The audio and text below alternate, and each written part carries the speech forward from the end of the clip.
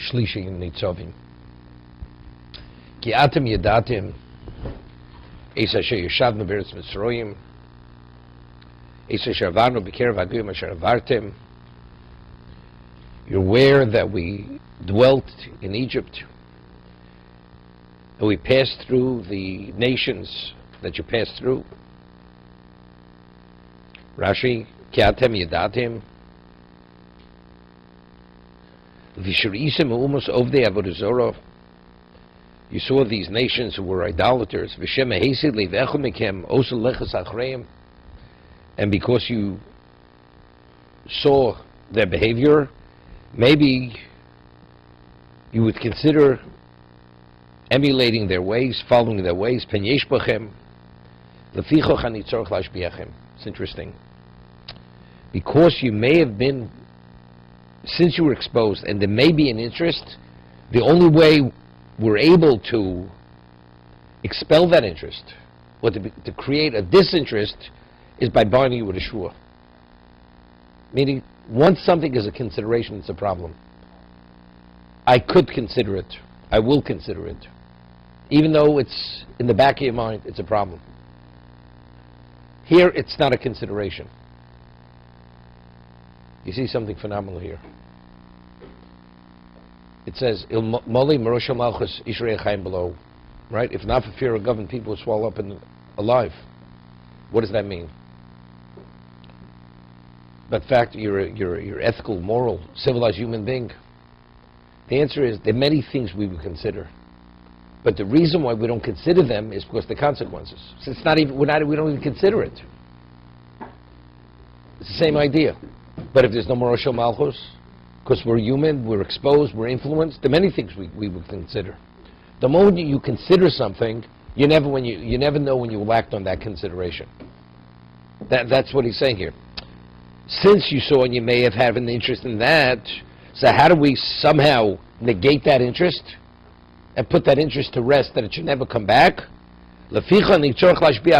Therefore, I'm binding you with this oath, which has this very serious, unlimited negative consequence.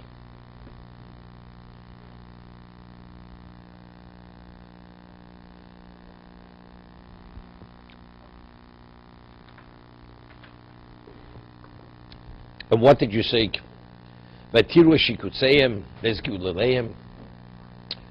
You saw their, referring to the idolatry, shikuts and gigolo.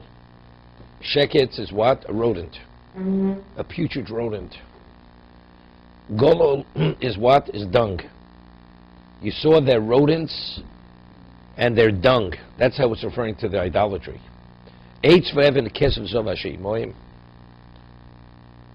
Wooden stone idols and the silver and gold that they keep on their person, because they're afraid they're going to be stolen. Vatiru shikutseim. Why is the avodah zarah called shikuts? Al shem shemuusim kishkotzim, because they're as disgusting, as detestable as a rodent. Giluleim shemusrochim muusim kagolo. They're musroch. They're decayed and disgusting, like golo, like dung.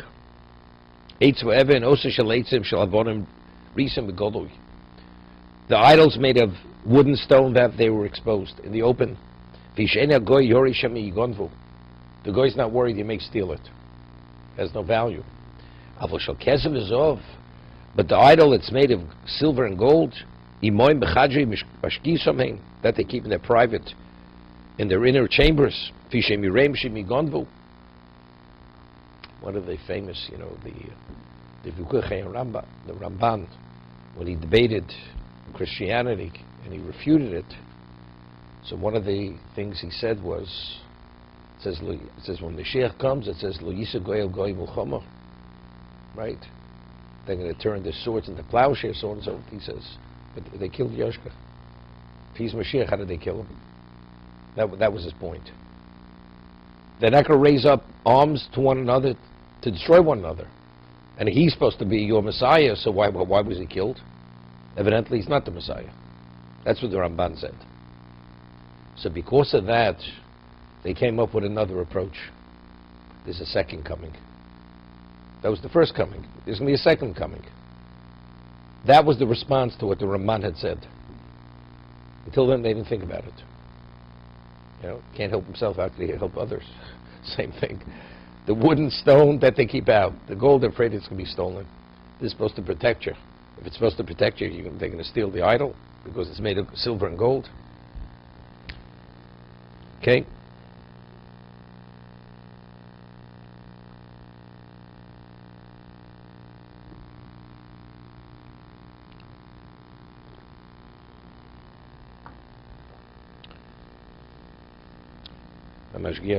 Once said, I say over every year when we learn this parsha, it's referred to as, it's as detestable as a rodent. It has a stench. It's the equivalent as disgusting as dung. But you may have an interest in it. How would you have an if you see it as dung or as a putrid rodent, how could you have an interest in it? So what do you see from here? So you see from here the nature of a human being is a human being has the ability to acclimate himself to anything. You're exposed to something long enough, you don't see it in that negative light any longer.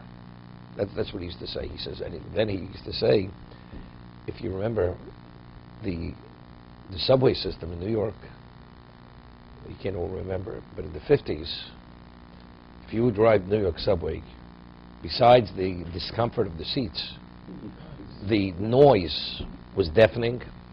The way you would be jolted, you could be thrown off the seat. That's the way the cars used to move. And people would get on, within 2 minutes, people would be fast asleep. With all the noise and all the jolting, how's it possible? The answer is you get lulled into the rhythm, as violent as it may be. That's the nature of a human being. So he says you're exposed to anything, doesn't take long. You don't even notice it after a while. To be continued.